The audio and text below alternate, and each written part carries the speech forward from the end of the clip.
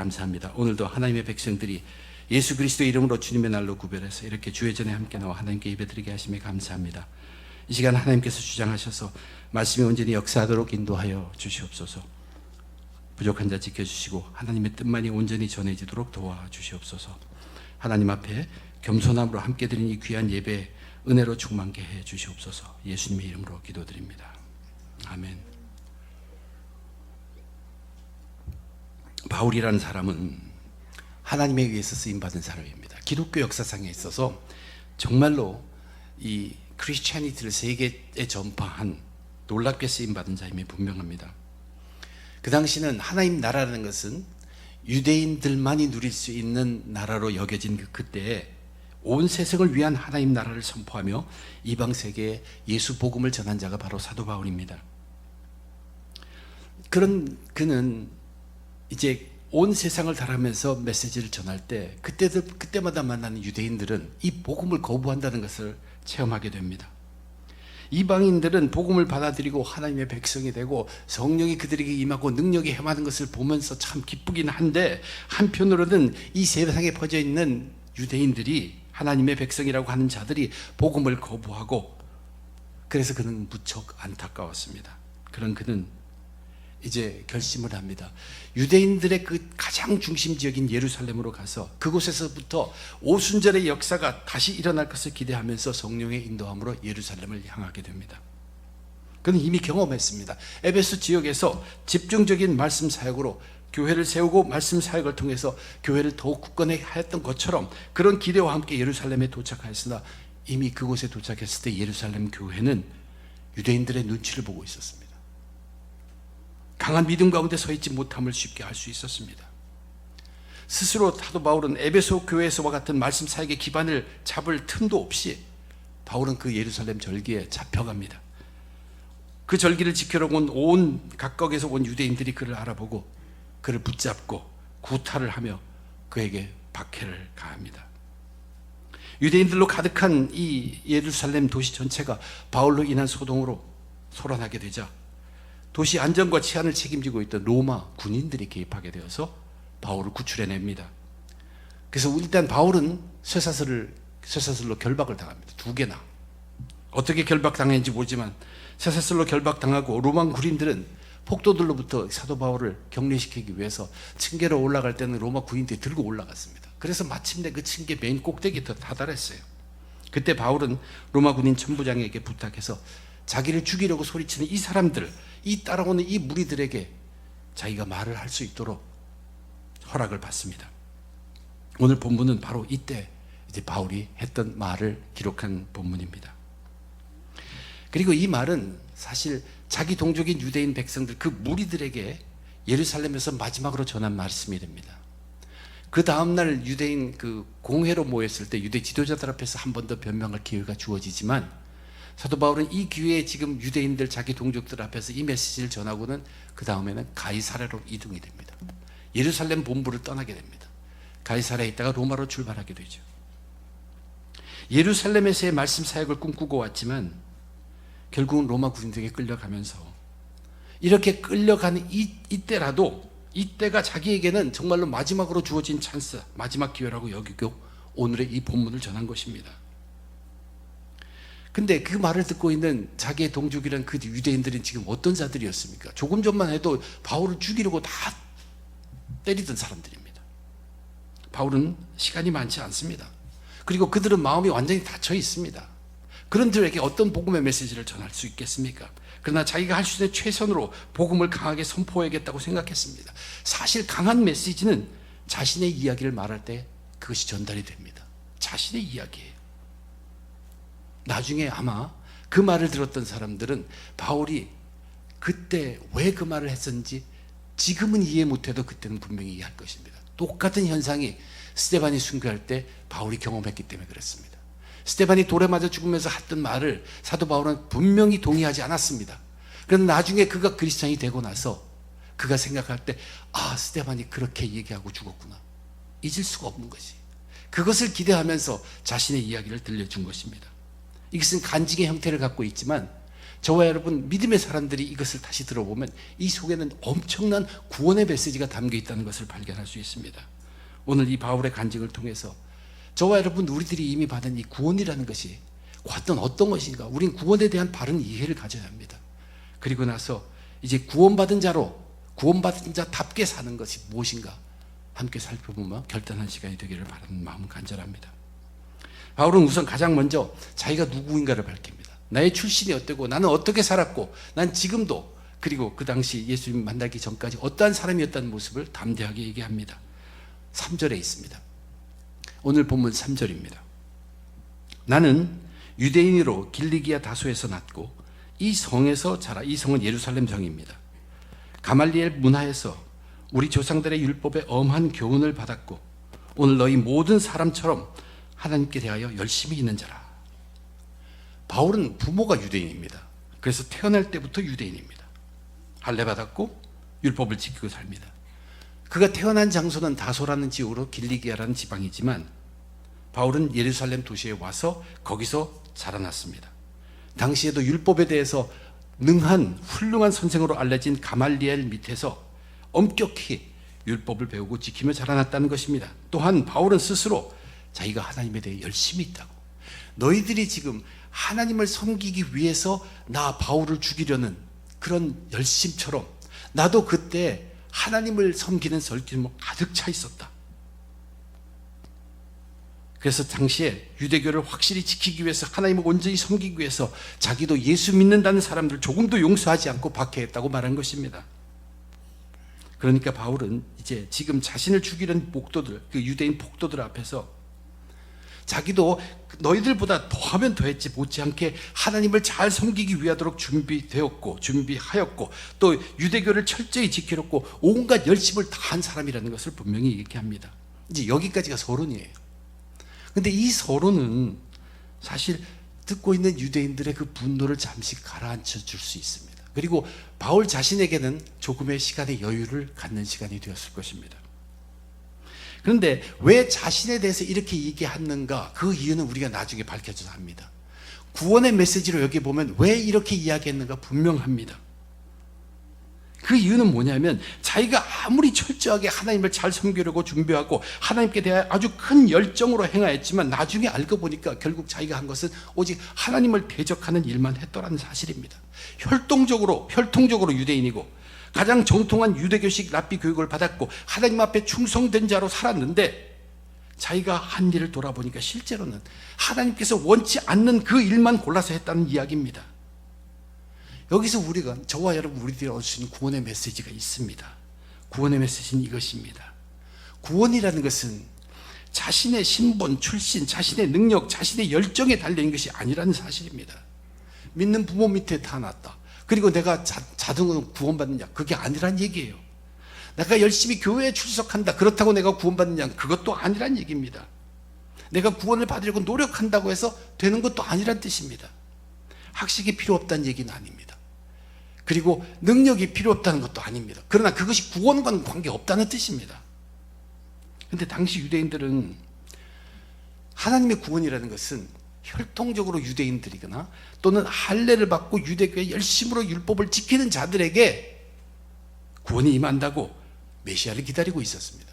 그런데 그 구원주인 메시아가 왔는데도, 그리스도로 왔는데도, 예수님이 오셨는데도 알지 못했고, 메시아가 오면 가장 구원받는다고, 가장 먼저 구원받는다고 알았던 유대인들이 아직도 하나님의 아들을 깨닫지 못하고 그분이 와서 선포한데도 깨닫지 못하며 그들이 하나님을 향한 열정을 가졌을지는 몰라도 그들은 여전히 하나님의 뜻을 알지 못했습니다.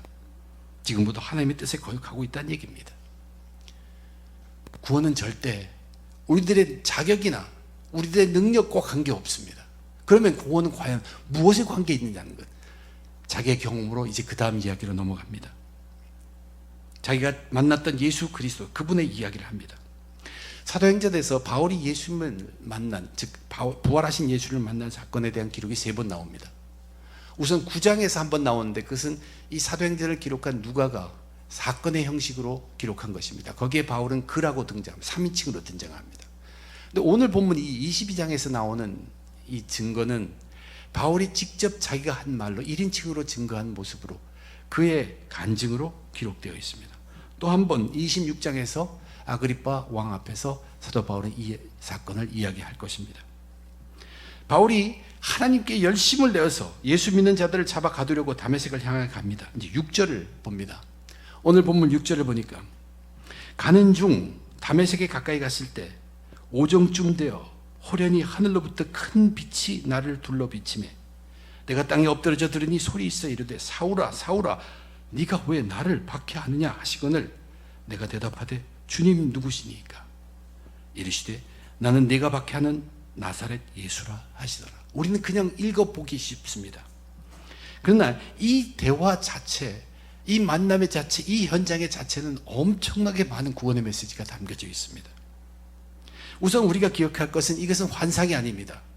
사도 바울이 어떤 기도 중에 또는 환상 중에 본 현상이 아니라 직접 그가 만난 현상이라는 것. 바울 앞에 부활하신 주님이 찾아와서 나타나 주셨다는 것입니다. 이것은 직접 일어난 사건입니다. 실제로의 만남입니다. 바울은 부활하신 예수님을 직접 만난입니다. 부활한 예수님이 어떻게 그 앞에 나타났습니까? 하나님의 영광의 광채로 나타나셨습니다. 하나님의 영광과 광채와 함께 나타나고 이것을 바울은 보자 그냥 눈이 멀었습니다. 바울은 알게 되었습니다. 거룩한 그분이 누군지 모르지만 그분이 자기 앞에 임했다는 것을 분명히 직감했습니다. 그리고 거기에는 음성이 있었다는 얘기예요.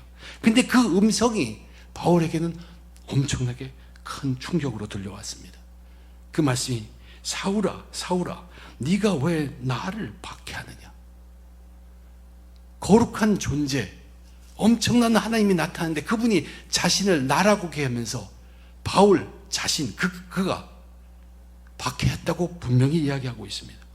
자기는 지금 이 길을 가는 이유는 그 하나님을 열심으로 섬기기 위해서 간다고, 하나님을 위해서 간다고 생각하고 있는데 그 거룩한 분이 나타나서 그것이야말로 하나님을 박해하는 것이라고, 하나님께 대적하는 것이라는 음성으로 다가온 것이라는 얘기입니다. 두렵고 무섭지 않을 수 없습니다. 그래서 그는 용기 내어서 묻습니다. 주님이라고 부를 수밖에 없죠. 주님, 누구시니까? 그 다음에 들려온 말씀은 오히려 그를 완전히 절망에 빠지게 만듭니다. 나는 이제 죽었구나 하는 말씀이 들려옵니다. 나는 네가 박해하는 나사렛 예수라. 이 음성을 들었을 때 자기는 자기 앞에 나타난 그 거룩한 광채가 분명히 거룩한 존재이고 자기가 그렇게 믿고 섬기고 있던 하나님이라는 것을 분명히 알고 있었는데 그분은 그 하나님이 뭐라고 얘기하냐면 나는 네가 비박하는 나사렛 예수라고 얘기합니다. 자기가 들었던 나사렛 땅에 그때 왔던 예수 그리스도 그분이라는 것이에요. 많은 사람들이 나사렛 예수를 하나님의 아들이라고 했는데 자기는 전혀 믿지 않았는데 그분이 정말로 하나님의 광채로 하나님으로 나타났다는 얘기입니다. 그뿐만 아니라 자기는 분명히 나사렛 예수가 죽었다는 것을 분명히 믿고 있습니다. 거짓 소문으로 만들어낸 일로 그가 부활했다고 얘기하는 것, 그 사람들을 죽이려고 지금 가는 길인데 그 예수가 살아나서 자기 앞에 나와서 자기 이름을 낱낱이 부르면서 자기 한 일을 자기에 대해서 다 알면서 자기라고 밝힌다는 얘기예요. 자기에 대해서 다 알고 있습니다. 이 거룩한 존재가 나사렛 예수라고 사람들이 불렀던 그 예수님이었다는 얘기입니다. 바울은 사실 예수를 박해한 적이 없습니다. 단지 예수 믿는 자들을 박해할 뿐입니다. 그러나 예수님은 그것을 자신을 박해한 것으로 받아들이고 이것이 바로 하나님을 대적한 것이라고 우리들에게 들려준 것입니다. 거룩한 존재를 대하였으니 바울은 그 앞에 작아질 수밖에 없습니다. 하나님을 대적했으니 그는 죽을 수밖에 없다고 생각했습니다. 그에게 남은 것은 죽음밖에 없다는 얘기예요. 그래서 그는 마지막으로 그 심정으로 주님께 묻습니다. 내가 이르되 주님 무엇을 하리이까? 10절의 말씀입니다. 주님은 아무 대답도 하지 않습니다. 아무것도 하지 말고 그냥 다메섹으로 들어가서 기다리라고 얘기합니다. 내가 해야 할 모든 것을 누가 거기서 이루리라. 이 눈먼 바울이 그 사람이 지금 변해가고 있다는 얘기입니다. 살기가 등등했어요. 사람을 죽이려고. 예수 믿는 자 내가 죽이겠다고 살기 등등했던 그가 지금 예수님 앞에서 완전히 꼬꾸라지고 온순한 사람으로 변화되어 있다는 얘기입니다. 누구에게 의지 않고는 한 걸음도 걸을 수 없는 장님이 되어 있어요. 그리고 다메섹에 예수님이 미리 준비해놓은 아나니아라는 사람을 통해서 눈의 시력을 다시 회복하게 됩니다. 그리고 예수 증인의 사명을 다시 한번 듣게 됩니다. 예수 증인의 사명을 받습니다. 그리고 주님의 이름을 부르며 세례를 받고 죄사함을 받았다고 성경이 기록합니다. 바울은 이렇게 살아계신 예수님을, 부활하신 예수님을 만남으로, 직접 만남으로 구원의 문에 들어섰습니다. 이제 사도 바울이 부활하신 예수님을 이렇게 만났다는 이 사실은 우리들에게 무엇을 얘기해 주냐면, 이것은 도저히 사람으로는 이룰 수 없는 일이 그에게 일어났다는 뜻입니다. 그것도 무엇으로 일어났냐면 하나님의 은혜입니다.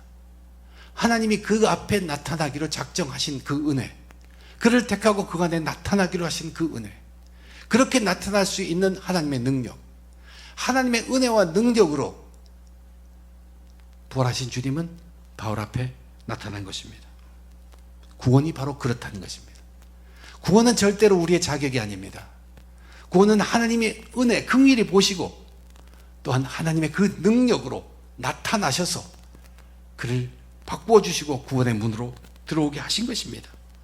그 외에 다른 어떤 것으로 구원을 얻는 것이 아닙니다. 우리의 힘으로 되는 것이 절대 아닙니다. 전능하신 하나님께서 오직 긍휼과 자비하심의 은혜로 하나님께서만이 할 수 있는 능력으로 직접 만나 주셨던 것입니다. 그러면 오늘날 저와 여러분, 우리들이 구원의 문에 들어서는 것, 그것은 어떤 것입니까? 그것도 똑같은 것이라는 것을 우리는 사도행전 전체를 강해로 공부하면서 이제 깨닫게 됩니다. 우리들도 어떤 자격이나 열정이 아니라 오직 하나님의 은혜와 능력으로 우리도 구원의 문에 들어선 것입니다. 오늘날 우리들의 경우는 그러면 어떻게 주님을 만나는 것입니까? 우리는 믿음으로 주님을 영접하는 것, 그것이 사도 바울이 여기서 부활하신 주님을 직접 만난 것과 똑같다는 것을 사도행전이 우리들에게 지금 강조하고 있는 사실입니다. 저와 여러분, 우리들이 예수를 믿는다는 것, 우리의 능력으로 되는 것이 아니에요. 자격 요건을 갖추고 있었기 때문에 우리가 택함 받아서 예수를 믿게 된 것도 아닙니다. 우리는 생각에 내가 그때 결단을 했어, 그래서 그렇게 믿게 되었지, 결단으로 믿은 것 같지만 절대 그렇지 않다는 것이에요. 그것으로 되지 않는다는 것이에요. 아무리 믿으려고 해도 믿지 못하는 사람들이 있습니다. 우리가 해볼 수 있는 것이 있다면, 지금 구원받은 자로서 제가 할 수 있는, 해볼 수 있는 것이 있다면 아마도 하나님의 긍휼에 호소하는 것이에요. 이 불쌍한 나도 구원시켜 주시옵소서. 그것밖에 우리는 할 수 있는 것이 없습니다. 구원은 전적으로 하나님이 불쌍히 보시고 우리를 택하시고 우리를 받아주시고 믿음을 주시는 것이기 때문에 우리가 믿게 되는 것이라는 사실입니다. 그러면 바울의 경우는 부활하신 주님을 직접 만났는데, 이것이 어떻게 우리가 믿음으로 주님을 영접한 것과 같을 수 있는가? 사실 사도행전을 통해서 우리가 계속적으로 확인하고 있는 사실이 바로 그것입니다. 오늘날 믿음의 사람들이 예수 믿고 세례 받을 때 성령을 받는다 하는 그 성령을 받는 그 하나님의 은혜, 하나님의 감격은 오순절에 하나님의 퍼부어진 성령이 나타나는 그때의 모든 사람들이 겪은 은혜와 감격과 조금도 다름이 없다는 것을 강조하는 것이 사도행전입니다. 마찬가지로 비록 사도 바울은 부활하신 예수를 만나서 정말로 엄청난 하나님의 체험을, 하나님을 만나는 체험을 했지만 똑같은 그 은혜가 저와 여러분 우리들에게 이어져서 우리가 예수 믿고 구원받은 것이라는 얘기입니다. 이것에 차이가 없다는 것을 강조하는 것이 사도행전의 우리의 가르침입니다. 1차 전도, 2차 전도, 3차 전도에 성령의 역사함이 달라졌지만 성령은 똑같이 일한다는 것을 거듭 강조했고, 1차 전도에 전적으로 이끄는 것보다 3차 전도에 완전히 맡기고 이끄신 것이 오히려 더 큰 효과를 받았던 것을 우리는 보았습니다. 사도행전을 통해서 보는 것은 지금 바울이 간증한 이 주님과의 만남, 이것을 두려워하면서 우리도 살아가신 주님을 만날 것, 인격적 만남, 그러면서 우리는 강조하지만 결국 우리들이 믿고 예수를 영접한 그 사실도 사도 바울이 자기가 간증하고 고백한 이 하나님의 은혜에 대한 감격과 다를 것 하나도 없는, 우리가 예수를 믿고 영접하는 것도 엄청난 하나님의 은혜요, 하나님의 능력이라는 것을 우리는 다시 한번 깨달아야만 합니다. 우리가 현재 주님을 믿고 나의 구주로 영접하신 것은 바울에게 부활하신 예수님이 나타나는 것과 같은 하나님의 은혜요, 우리가 현재 주님을 믿고 나의 구주로 영접하는 것은 바울에게 부활하신 예수님이 나타나신 것과 같은 하나님의 능력이다라는 사실입니다. 구원의 문에 들어서는 바울을 주님은 가만히 보면 죄라는 것을 알게 했어요. 그 대화 속에 나타난 것이 그것입니다. 너는 열심으로 했지만 넌 완전히 나를 방해한 것이야. 그리고 그의 마음이 서서히 돌아가게 하며 예수가 누구인가를 알게 합니다. 그리고 예수의 이름을 부르고 세례를 받게 하셔서 죄를 사하여 주셨다고 기록되어 있습니다. 저와 여러분도 마찬가지입니다. 우리도 예수를 마음에 둡니다. 드디어 믿게 됩니다. 우리의 죄를 알게 됩니다. 죄를 회개하고 겸손히 낮아지며 예수 이름을 주의 이름으로 고백하고 세례 받을 때 우리는 하나님의 죄 씻음을 받게 되는 것입니다. 똑같다는 얘기예요. 우리가 여기서 잊지 말고 기억할 것이 하나 있습니다. 바울이 부활하신 예수님을 만나는 체험을 했다고 해서 그 체험 자체가 바울의 죄를 씻어주었다고 기록하지 않고 있습니다. 물론 죄의 씻음에 대해서 우리가 알 수 있는 것은 아닙니다. 그러나 그 체험에서 죄를 씻음 받은 것이 아니라 그가 예수님을 구세주로 고백하고 세례 받을 때 죄 사함을 받았다고 성경은 기록하고 있다는 얘기입니다. 이 체험은 무엇을 도와주었습니까? 이 체험은 바울의 믿음을 도와줬어요. 바울이 회개할 수 있도록 죄를 알게 하고 예수의 정체를 알게 하고 그분을 받아들이게 해준 데 도움이 되었을 따름입니다. 그러나 그가 진정 죄 사함을 받은 것은 마치 세례를 받을 때 임한 것처럼 구별해서 기록해 놓았다는 것은 우리들에게 큰 깨우침을 주고 있는 사실입니다. 오늘날 저와 여러분 우리들이 예수님을 구주로 영접하고 죄를 회개하며 겸손히 예수님의 이름으로 주님을 고백하고 세례를 받을 때 우리들도 죄 사함을 받게 된다는 것입니다. 죄 사함을 받는 것입니다. 그런데 이 두 가지 이야기, 내가 그렇게 주님을 만나기 전에 내가 어떤 사람이었다. 그리고 나는 전적인 하나님의 은혜와 하나님의 능력으로 구원을 받았다. 이것보다 더 중요한 구원의 메시지가 이제 그 다음 단락에서 사도 바울이 소개하는 그 이야기 속에 담겨 있습니다. 그것은 뭐냐면 이제 구원받은 자들은 어떻게 살아야 하는 거냐, 어떻게 사는 것이 구원받은 자의 삶이 마땅히 살아야 할 것인가를 가르쳐주는, 그것을 증거하는 간증의 바울의 메시지입니다. 사도 바울은 자기가 이제 다메섹으로 가던 중에 예수를 만났습니다. 그리고 회개하고 세례를 통해서 죄사함 받은 그 구원의 이야기를 합니다.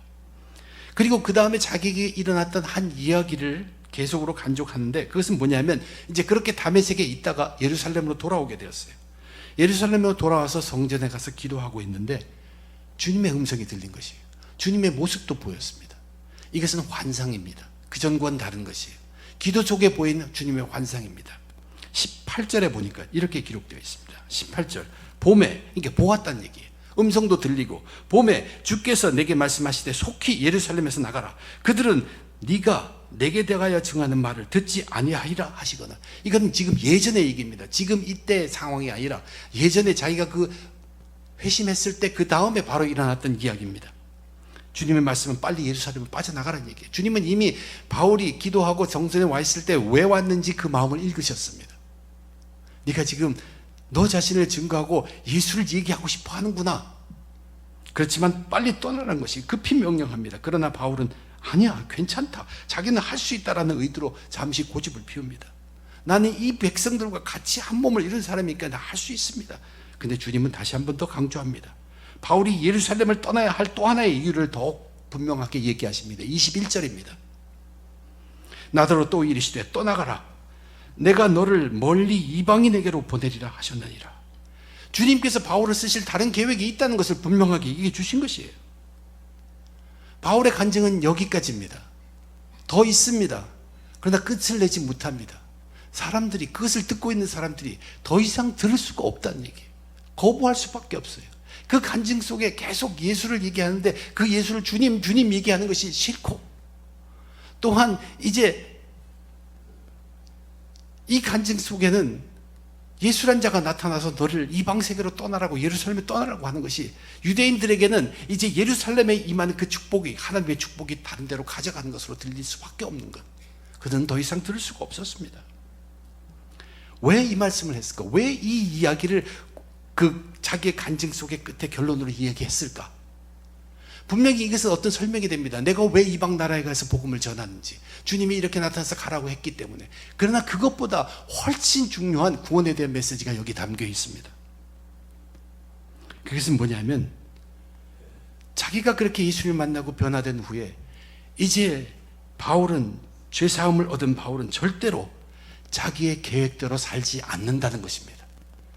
자기의 계획이 분명히 뚜렷합니다. 그러나 그 계획대로 살지 않는다는 것이 이제는 주님의 목적대로, 주님이 원하신 대로 그 길을 간다는 것을 우리들에게 보여주고 있습니다. 바울 생각에는 기도하고 예루살렘으로 와서 이 귀한 복음의 메시지, 예수님이 살아나셨다, 이분이 지금 어떤 분이냐, 메시지다, 이것을 자기 동족에게 당시에 회심한 후에 바로 전하고 싶었습니다.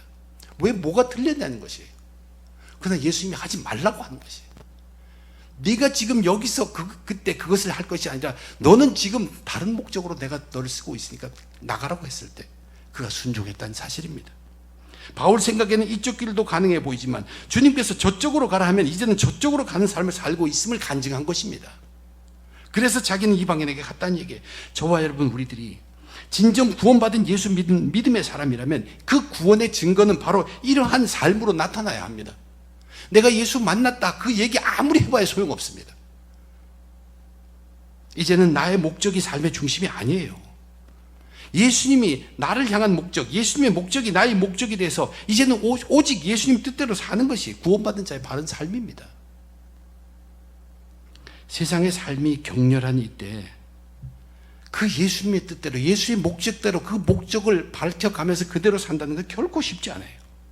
쉽지 않은 이유가 뭐냐면 오늘날 저와 여러분, 우리들은 이미 세상 속에 너무나 깊이 젖어 있기 때문에 그렇습니다.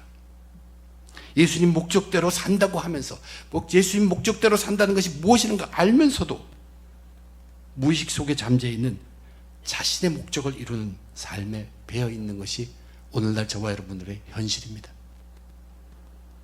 우리 믿음의 사람들도요, 그냥 실적 지나가는 말로 남을 괴롭히고 싶어서 슬쩍 말을 던지고 자기 잊어버리는 것, 이런 행위들 많아요.